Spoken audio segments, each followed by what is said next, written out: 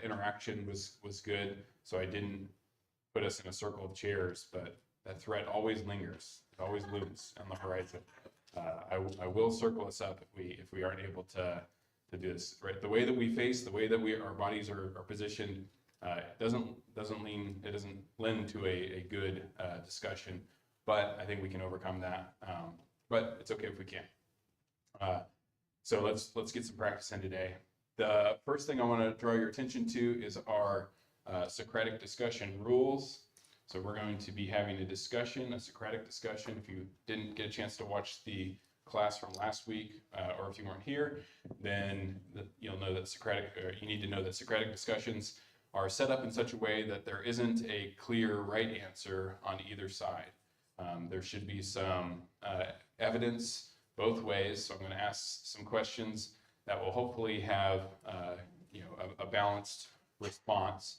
Hopefully it'll kind of split the room. Some people will lean one way, some people will lean the other way, and then we'll have a very healthy discussion about the evidence for each side from there on. These are the rules for our discussion. Be on time and prepared. I think we can all work on this one a little bit more for next week. Take a stand, be concise, listen with an open mind, link to previous comments, don't repeat, use evidence, and then focus and do not distract.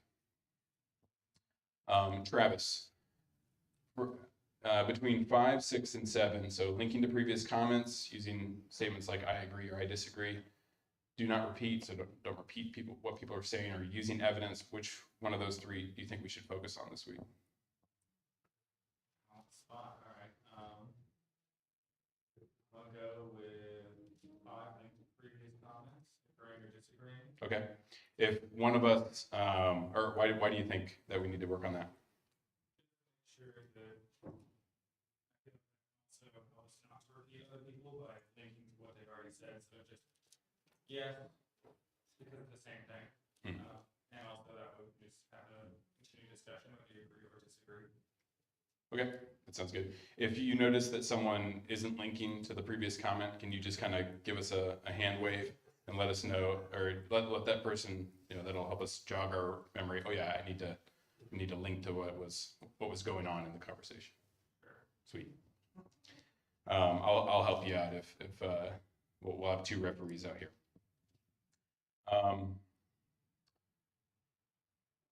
Imagine this. You are an ancient Israelite. It is in the time of the judges. You are a landowner in the town of Bethlehem, and your name is Boaz. You have a great deal of wealth. You have a large amount of land, but Bethlehem and Israel at large is struggling. It's struggling because there's just a famine. You're just coming out of the famine this year. Your family has been scraping by. Your family has been doing okay, but only just.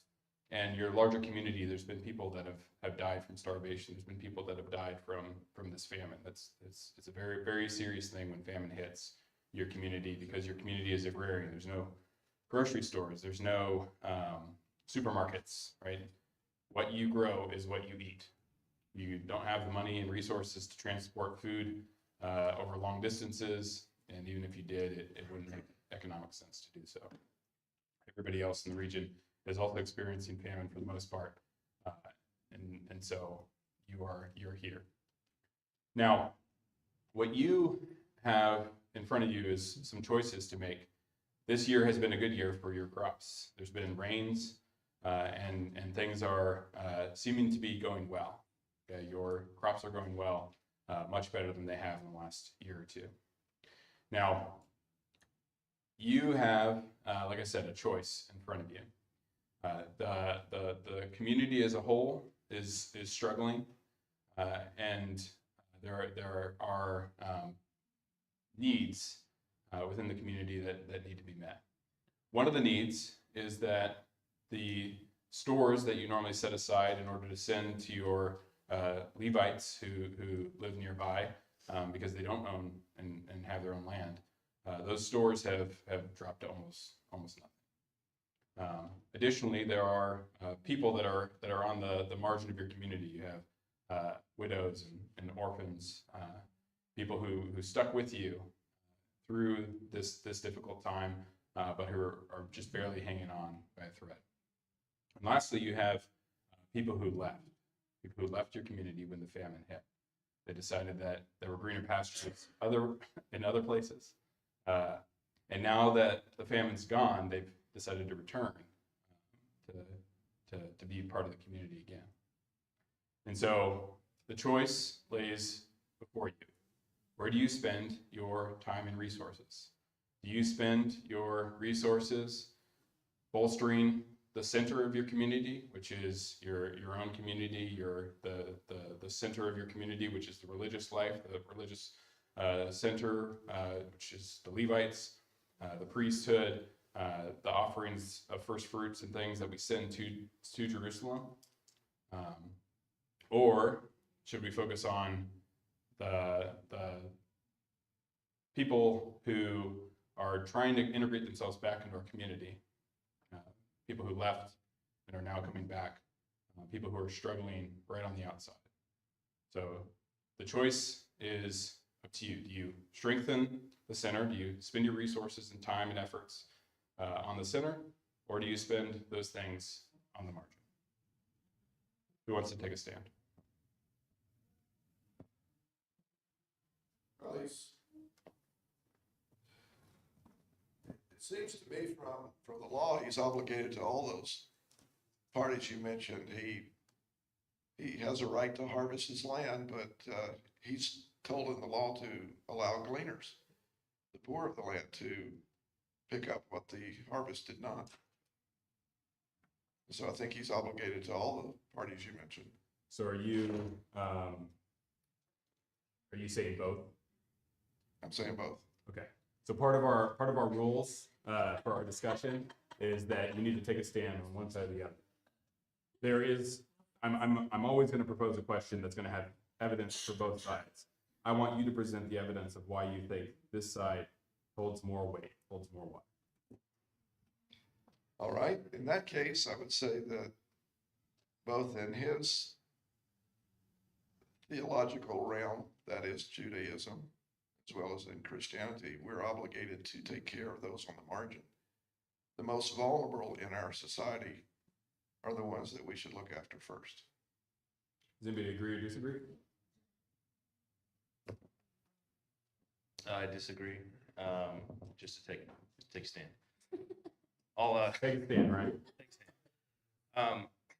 I would focus on the community that stuck through it, the famine with us, those who have suffered loss during the famine, family members that have died from starvation, rather than the people that left and came back. I don't know what they've come back with, or if they're just coming back and being like, all right, it's over. Let's get to it. I'd rather just support the community that stuck through it with us. So. Anyone agree, disagree? Yeah, sorry. What were the two choices again, just to make sure? So the two choices are to support and kind of re-up the coffers, our general community resources that support the center of our community, What the marginalized? or support the people that are on the margin, including people that left and then are now returning now that there is no famine. So I agree with supporting the people that stayed. However, you do not support them greedily. You do not put everything into that. That's what I would say. So primarily, You have an order and you have a priority. Your priority would be the people that are there first, with lots of room for other giving, other help. why? Because you don't know what's going to happen in the future. You don't know who's out there. You don't know the stories of other folks. You don't know what that means. What does it mean to be in the middle, or what does it mean to be in the margin? So you leave room. You provide for the middle, for what you're supposed to do and you leave room for the side, if that makes sense. May I agree or disagree?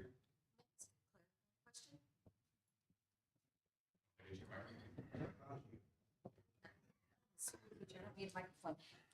Well, for I- people online. it would Oh, be okay. So when you say use evidence, are we talking about theological evidence or emotional evidence or opinion evidence? Like evidence to me is not just our opinions. So I'm trying to figure out what number 7 is. What do you think we should be doing? I think that evidence, if we're talking, especially since we're in a Bible class, that we should be looking at scriptural evidence and not just emotion. Okay.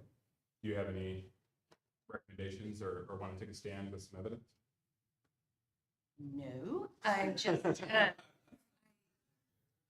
not yet. So That's what I'm a point of thinking. clarification, Yes. we should consider backing up our statements with evidence, specifically maybe some scriptures, or maybe, I read a book about this widow, orphan, immigrant, poor lady named Ruth, and this is where that book led me, something like that. I never am good at quoting scripture, but the idea that Jesus said was that, or I think it was Jesus, that our duty is, as Christians, is to take care of widows and orphans. Anybody agree or disagree? I agree with that, and I would agree. If I were Boaz, I would focus on the marginalized, because I think I'm assuming that most of the other farmers in the area would be focusing on the central, and there would be less people focusing on the marginalized, and that. So I think that's where I would, if I were Boaz, that's what I would do.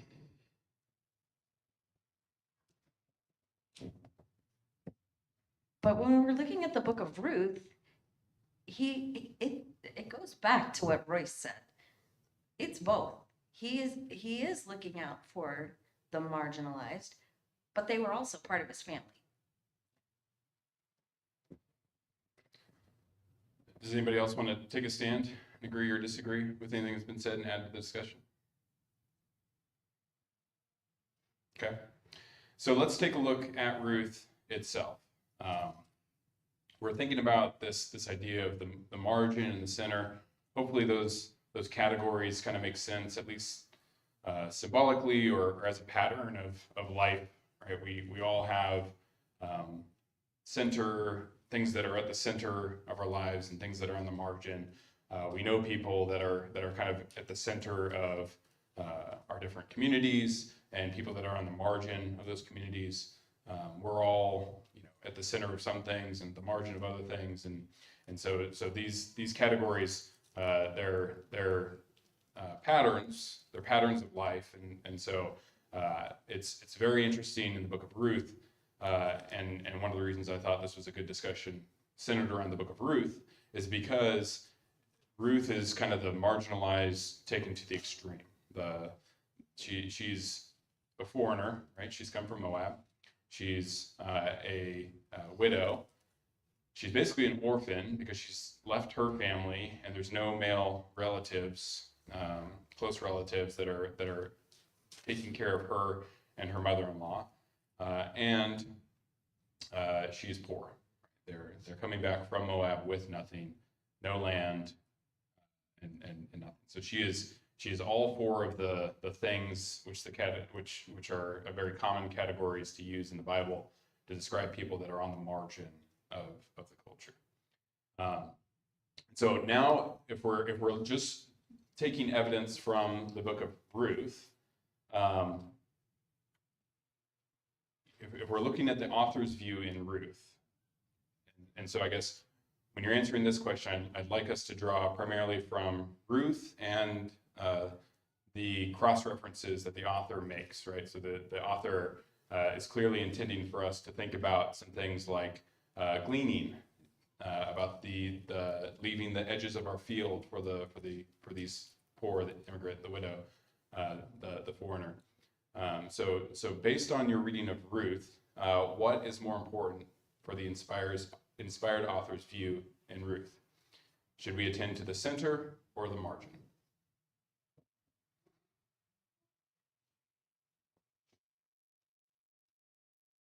Anybody want to take a stand?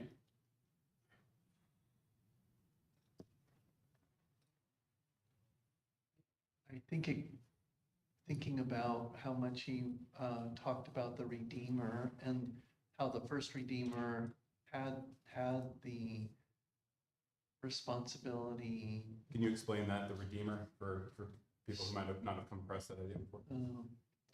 So if there was a brother, if there were brothers, and the one brother, and they were married, and the one brother, and they were property owners, say, if the one brother died, leaving a widow of the other, then the law called for him, and there were no male heirs, then the brother had the responsibility to redeem his brother's family, giving them and giving them their name for the offspring.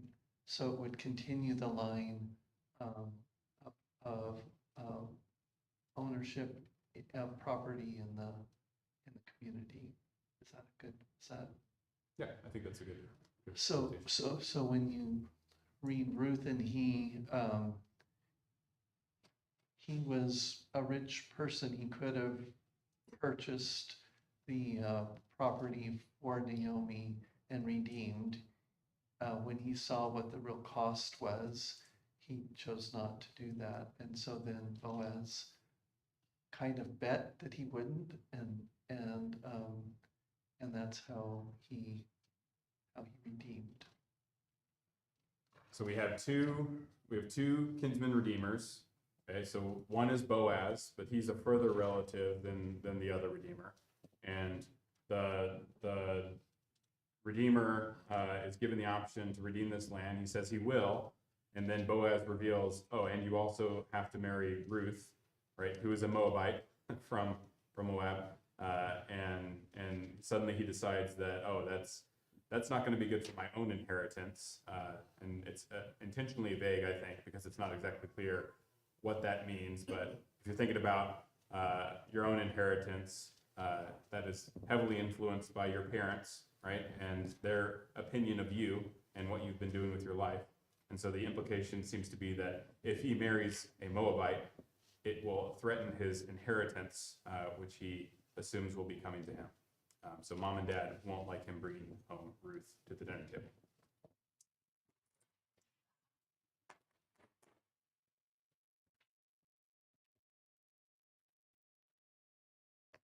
Well, the social structure here is taking care of the center. In the book of Ruth, the social structure that everybody understands, including Ruth. From the outside, she understands how she would or would not be taken care of in normal situations. She wouldn't, she's marginal. Everybody else is going to get the preference. Everyone else is going to get the head of the table. Even her husband, who's a countryman of Boaz, he's dead. But this is being done to perpetuate Boaz's seed. It's really not in consideration of what's best for Ruth at all.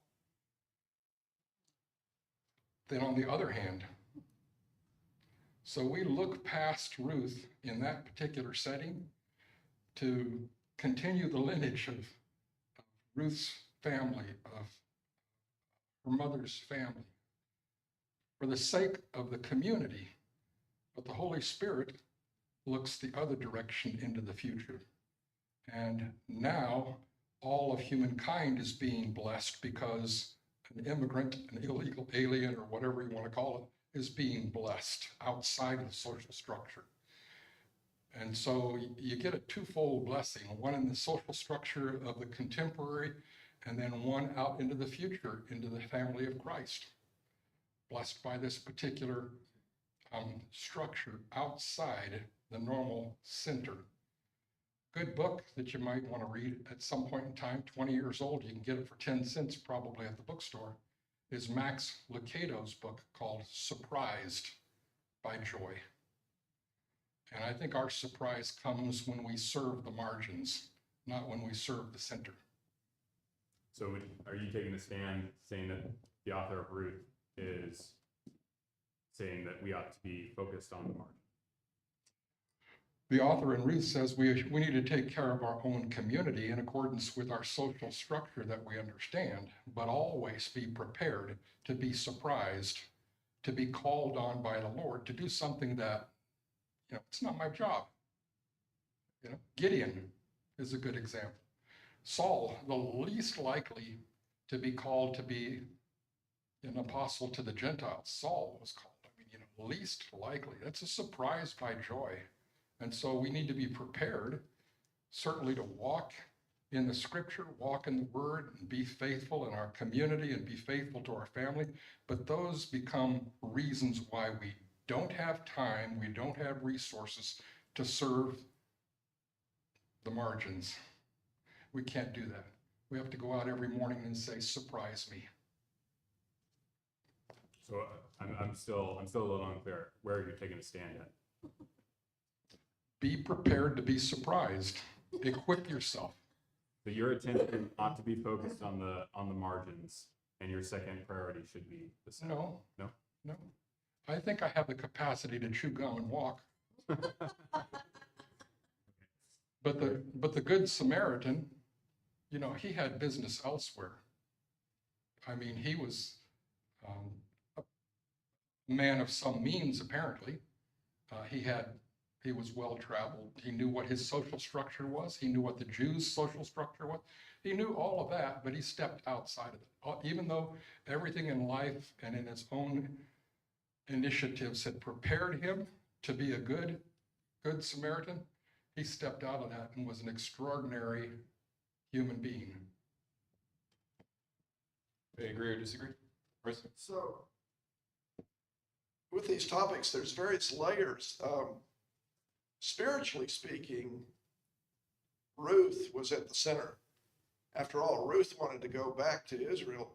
Her mother-in-law, Naomi, was not spiritually active here. She said, go back to your other gods in verse 15 of chapter 1. So spiritually speaking, it's Ruth that's showing spiritual leadership to go back and rejoin with the Israelite clan. Naomi is showing less spiritual leadership by wanting to send her back to Moab with their gods. Economically speaking, yes, she is on the fringe, but spiritually speaking, she's showing, real leadership. My last question before we do a wrap up for today is, where does Jesus spend his time and energy? Where do you see Jesus focusing? On who and about what?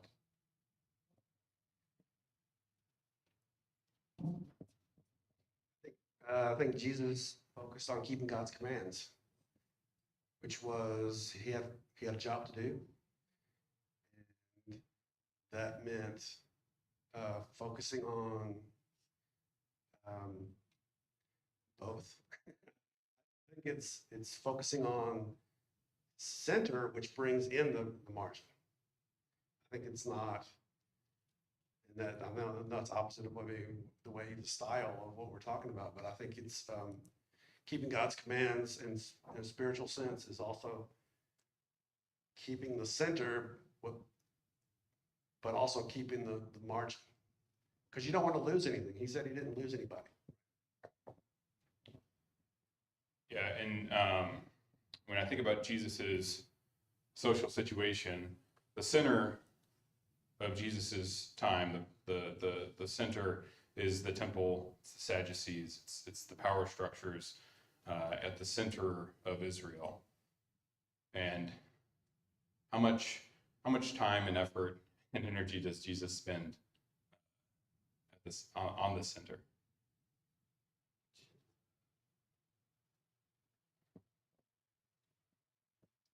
the center sought Jesus to be part of the mainstream. The center wanted Jesus to be mainstream because in that way, Jesus would validate the center. And Jesus refused to validate the center until they had a change of heart. People that you might think were in the center were Mary and Martha and Lazarus. They were in a community that they were recognized. Lydia, of course, is one of those people in the New Testament. They were the center of their community structure, and they made more than a little bit of room for the people that were the vagabond preachers, things like that. You're saying Jesus has created a new center in some ways. He drew them to the true center. May I agree or disagree?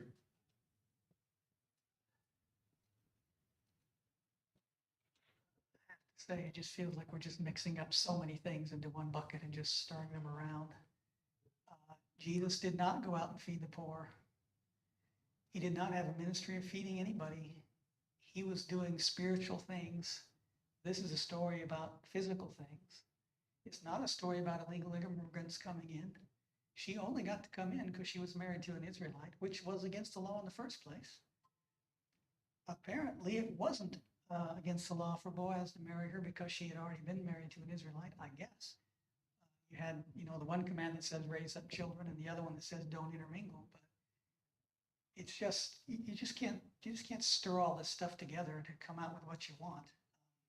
We're just mixing up so many things. Jesus was with the people who would hear him. And he did work very hard at the center. He worked very hard on the edges. He worked very hard with people that would hear him. But that's all in a spiritual sense of trying to bring in the kingdom of God. It has nothing to do with poor or rich or otherwise. He talked to Nicodemus and he talked to poor. I don't know how you can compare charity to those who are in need for physical things with the work of the Lord. I don't understand why you would try and mix all that up into one batch and then pull out what we think we want. We're just projecting so many things from our culture back onto the scriptures. It just seems quite confused to me. This isn't about aliens coming into a nation. Anybody agree or disagree?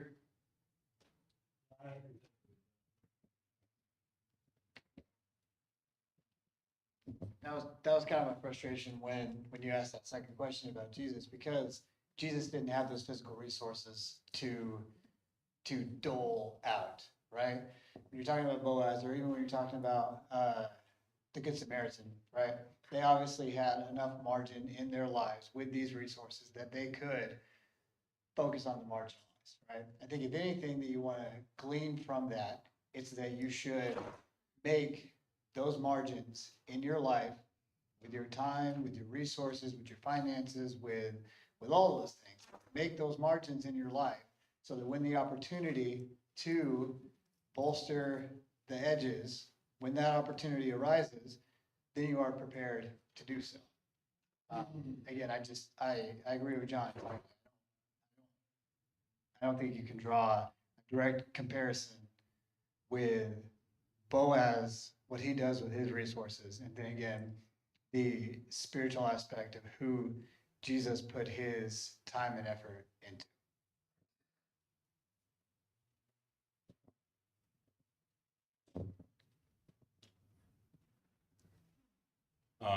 So I have 5 more minutes before class ends. And what I want to do is a quick recap, because again, we're having these discussions in order to think deeply about these challenging subjects. It's a little different than how we normally do things. And so it's, we're trying to use evidence and try and understand things, but I think John and Carter are bringing up a good point that we need to improve the way that we're doing this. And hopefully we will by the end of our class. Now, the last question, maybe I can just get 1 or 2 responses. Based on the best evidence that you heard and the most compelling things you were thinking about in Ruth, what's one lesson that you're going to bring into your life as you think about the center and the margins of our own community. What's going to stick with you from this discussion?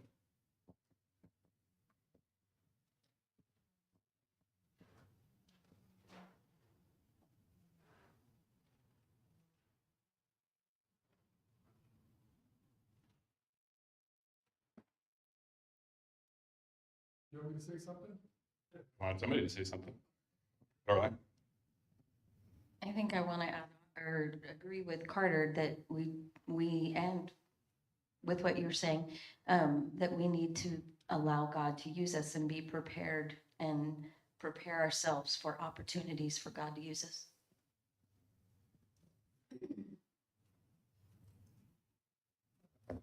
Our tendency to follow the crowd, materialism, capitalism, consumerism and everything else makes it almost impossible for us to get out from underneath debt. And debt is one of those biggest excuses why we can't help anybody else. Maybe when we get out of debt, we'll be able to help so-and-so or whoever. But our charity is throttled so many times because, we can't see our way over the mound of debt that we've allowed the world to force us into. So individually and as a church, it would be a great thing, I think, to learn how to attack debt in a Christian way.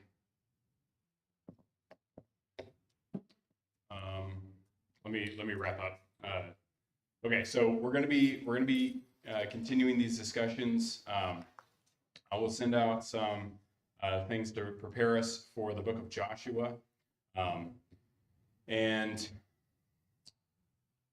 I think if we all do a little bit more preparation this week, then there's a chance that we might be more prepared to have a substantive discussion next Sunday. While we could potentially have clearer thinking around some of the challenging ideas within the book of Joshua. Interestingly enough, Joshua has a lot to say about the foreigner. It's a very interesting book in that Israel is coming into Canaan and pushing out the Canaanites, but at the same time there are Canaanites that are being brought into Israel. The first one being Rahab, and then the enemies that keep causing Israel to fail are from within Israel. It's Achan. Who's from the line of Judah. He's supposed to be one of these central figures. The heroes are guys like Caleb, who are not Israelites. He's a Kenizzite, right? And so it has these interesting things to say about what is an Israelite, what does it mean to be an Israelite, and who's in and who's out, and does it matter if your blood's right, or is there something else that makes you part of God's people? And so I think that'll be an interesting thing to look at. Again, if we prepare well for it. The last thing I just want to draw your attention to is that hopefully through my discussion or my leading of the discussion, I didn't add in my own opinion too much. I think I did a little bit. But a good discussion leader is trying to present a good challenging question and not reveal his own hand as to what he thinks, but really just push the discussion along so that, if somebody thinks one side has a lot of evidence and it ought to be this way, then he ought to kind of try to lead the discussion to think about, well, what about these things, or consider evidence on this side in another way. So I'll send out the homework for Joshua, and then I'll also send out some resources to think about as far as leading these kinds of discussions, because I think it'd be great if we had a few guys do that later in the quarter. Any other thoughts or questions or comments to close? Yes, sir. Ephesians 4:28, he who steals must steal no longer, but rather he must labor, performing with his own hands what is good, so that he will have something to share with one who has need. That's Boaz, and that's the Christian, sharing with those who have need. That's spiritual. Amen. Thanks, everybody.